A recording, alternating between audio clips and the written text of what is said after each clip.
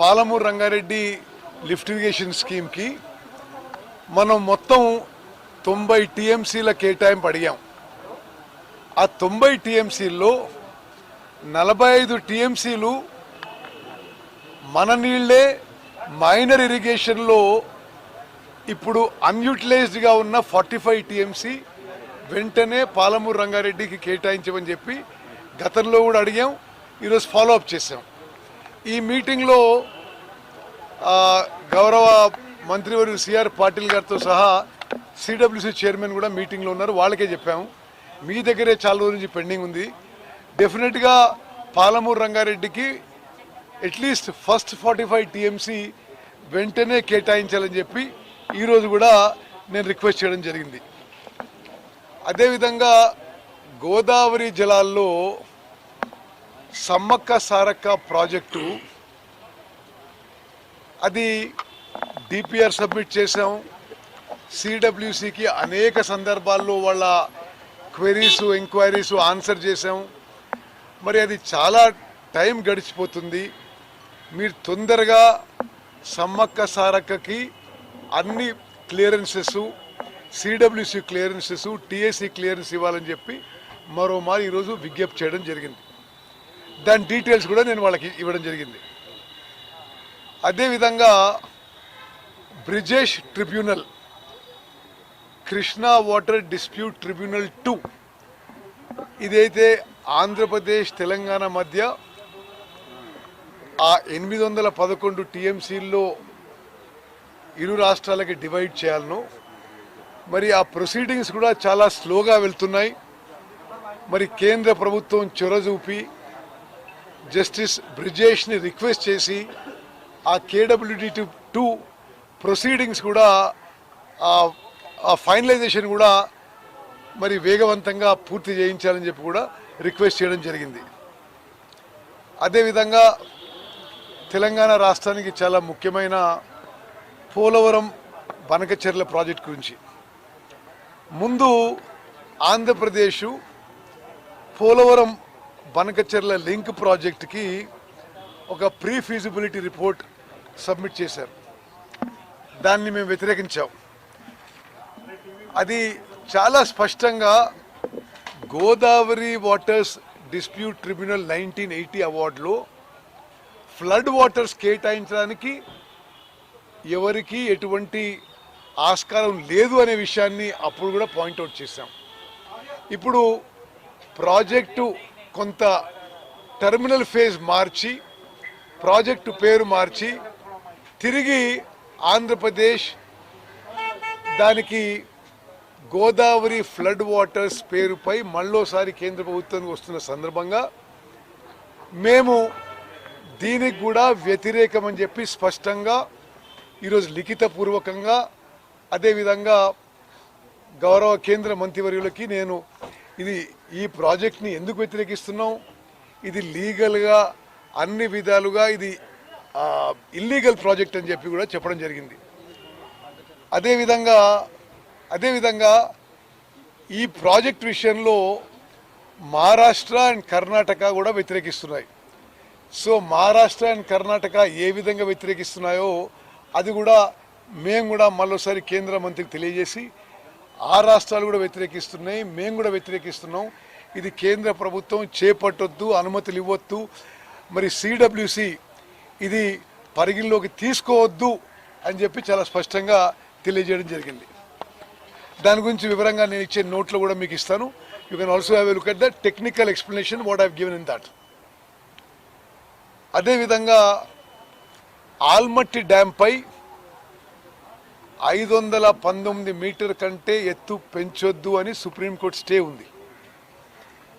Supreme court stay ఉండగానే కర్ణాటక ప్రభుత్వం దానిపై కేబినెట్ తీర్మానం చేసి జియో వచ్చి హైట్ పెంచడానికి ల్యాండ్ అక్విజిషన్కి ప్రొసీడింగ్స్ ఇచ్చారు. ఆ విషయం కేంద్ర ప్రభుత్వం దృష్టికి తీసుకొచ్చి ఇది చట్ట వ్యతిరేకం, కేంద్ర ప్రభుత్వంగా మీరు కూడా చెప్పండి వాళ్ళకి, ఈ ఆల్మట్టి డ్యామ్ హైట్ పెంచితే తెలంగాణకి అన్యాయం జరుగుతుంది కాబట్టి మేము వ్యతిరేకిస్తున్నాం. మీరు కర్ణాటక ప్రభుత్వాన్ని కూడా మీరు ఆదేశించండి, ఇప్పుడు హైట్ పెంచొద్దు అని చెప్పి మరి ఆ వివరాలు కూడా నేను కేంద్ర మంత్రివర్యులు సిఆర్ పాటిల్ గారికి ఇవ్వడం జరిగింది. మరో ముఖ్యమైన విషయం, గత 22 నెలల నుంచి మేము కేంద్ర ప్రభుత్వం యొక్క ఫండింగ్ ఇవ్వాలని చెప్పి ఇరిగేషన్ ప్రాజెక్ట్స్కి అడగడం జరుగుతుంది. వాళ్ళు పోయినసారి ఏం చెప్పారంటే, ఇప్పటి వరకు మేము ఇచ్చిన ఫండింగ్ విషయాల్లో మీరు ఆ ప్రాజెక్ట్స్ క్లోజ్ చేయండి, మేము ఫ్రెష్ ఫండింగ్ ఇస్తామని చెప్పి పోయినసారి సీఎం గారు నేను వచ్చినప్పుడు గౌరవ మంత్రులు తెలియజేశారు. దాని మేరకు దేవాదులు తప్పితే అన్ని ప్రాజెక్టు క్లోజ్ చేసేసాం. ఇప్పుడు వాళ్ళకి ఏం చెప్పినామంటే, మేము కొన్ని ప్రాజెక్ట్స్ లిస్ట్ అవుట్ చేస్తున్నాం, ఇది మీరు మీ గైడ్ లైన్స్ ప్రకారం ఈ ప్రాజెక్టులు ఉన్నాయి, మరి దీనికి త్వరితగతిన సిడబ్ల్యూసి నుంచి ఇన్వెస్ట్మెంట్ క్లియరెన్స్ ఇప్పించి ఈ ప్రాజెక్ట్స్ ఫండింగ్ కేంద్ర ప్రభుత్వం చేయాలని చెప్పి కోరడం జరిగింది.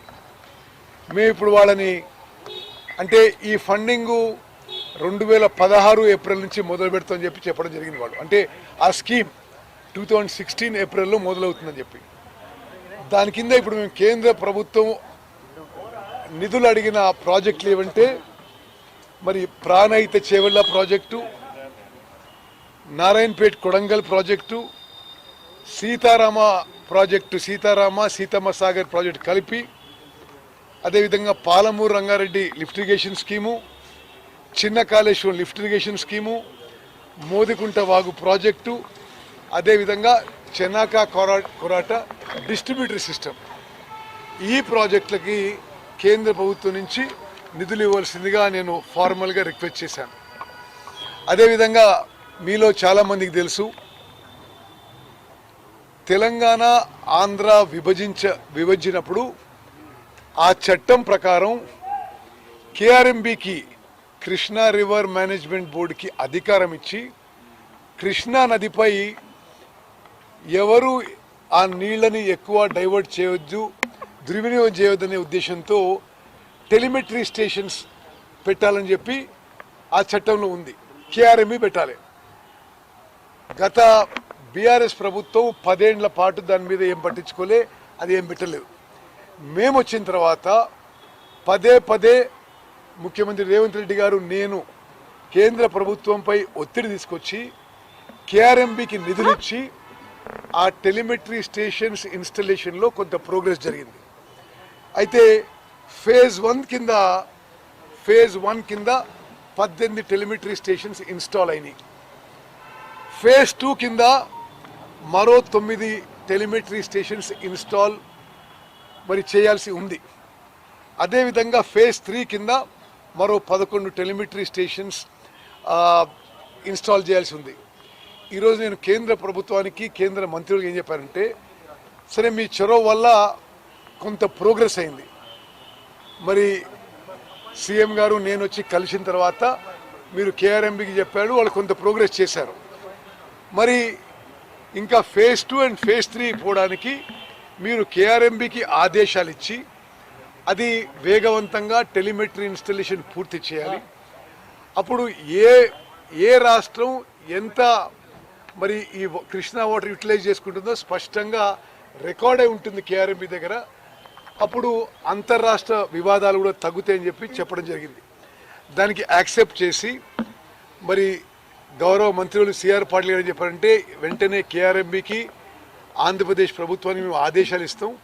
మరి ఇప్పుడు ఇన్స్టాల్ చేసిన 18 టెలిమెట్రీ స్టేషన్స్ కాకుండా ఫేజ్ 2లో మరో 9, ఫేజ్ 3లో మరో 11 టెలిమెట్రీ స్టేషన్స్ ఇన్స్టాల్ చేసే విధంగా కూడా చర్యలు తీసుకుంటామని చెప్పి కూడా హామీ ఇవ్వడం జరిగింది.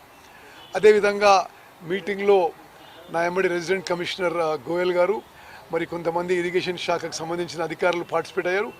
మరి along with central minister CR Patil, CWC chairman Atul Jain గారు, మరి వాళ్ళ ఇతర అధికారులు కూడా పాల్గొన్నారు.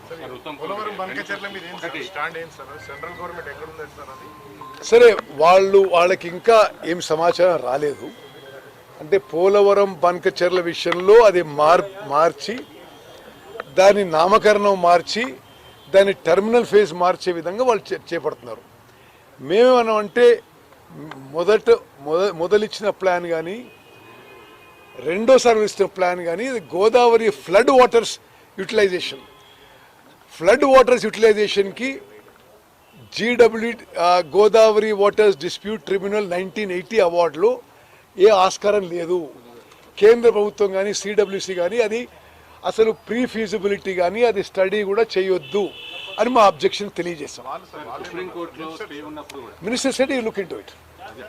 సుప్రీంకోర్టులో స్టే ఉన్నప్పటికీ కూడా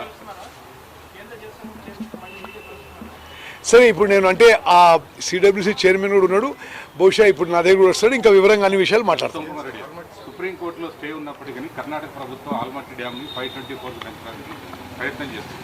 మరి కంటెంప్ట్ చేయడానికి అవకాశం ఉందా సుప్రీంకోర్టులో? తప్పనిసరిగా శ్రీనివాస్, ఒకటి గుర్తుపెట్టుకోండి, ఆంధ్రప్రదేశ్లో తెలుగుదేశం ప్రభుత్వం ఉన్నా, కర్ణాటకలో కాంగ్రెస్ ప్రభుత్వం ఉన్నా, మహారాష్ట్రలో బీజేపీ ప్రభుత్వం ఉన్నా, తెలంగాణ యొక్క కృష్ణా గోదావరి నదీ జలాలు మన నీటి వాటాని నీటి హక్కులు కాపాడడానికి మా ప్రభుత్వం, ముఖ్యమంత్రి రేవంత్ రెడ్డి గారు కానీ మేమందరం కానీ అన్ని ఫోరమ్స్లో మరి కేంద్ర ప్రభుత్వం దగ్గర legal fight will do, definitely will fight to protect Krishna and Godavari water rides of Telangana state. దానికి మేము ఆల్రెడీ అపాయింట్ చేశాము. ఆ లీగల్ ఆస్పెక్ట్స్ అన్ని కూడా ఫైన్ ట్యూన్ చేస్తున్నాం. ఇప్పటికైతే ముందుకు పోలే కదా. కేంద్ర జల మంత్రిత్వ శాఖ 2 రాష్ట్రాల ముఖ్యమంత్రులు, 2 రాష్ట్రాల ఇరిగేషన్ మంత్రులతో సమావేశం నిర్వహించింది, ఒక కమిటీ వేస్తున్నారు జల వివాదాలు. ఆ తర్వాత కూడా ఆంధ్రప్రదేశ్ ప్రభుత్వం పోలవరం బనకచెర్లకు మార్చింది, కానీ దాన్ని నల్లమల సాగర్ అనే పేరుతో ముందుకు తీసుకెళ్లేటువంటి ప్రయత్నం. మరి జలమంత్రిత్వ శాఖ 2 రాష్ట్రాల ముఖ్యమంత్రులతోటి, నీటిపారుదల శాఖ మంత్రులతోటి సమావేశం నిర్వహించిన ప్రయోజనం ఉందని అనుకోవచ్చా మనం? అరే, మీరందరూ గమనించాలి, మేము రిప్రజెంట్ చేసినాకనే కదా పోలవరం బనకచెర్ల ప్రాజెక్టులో టెండర్లు వెనక్కిపోయినాయి. మరి వాళ్ళు ఏ విధంగా ప్లాన్ చేసి ముందుకు పోతున్నారో మరి మేమైతే మీడియాలోనే చూసాం. మేము ముందస్తుగా కేంద్ర ప్రభుత్వం దగ్గర ఈ విధంగా వాళ్ళు మార్చిన ప్రణాళికను కూడా మేము వ్యతిరేకిస్తామని స్పష్టంగా మరి మంత్రి గారు చెప్పడం జరిగింది, లిఖితపూర్వకంగా కూడా ఇచ్చాం. సరే, ఇప్పుడు ఆ ప్రాజెక్టే వాళ్ళు వెనక్కిపోయినాక ఆ కమిటీ ఇప్పుడు ఏమైతుంది దాని గురించి లేదు, అది ఆ ప్రాజెక్ట్ మీదనే. ఓకే.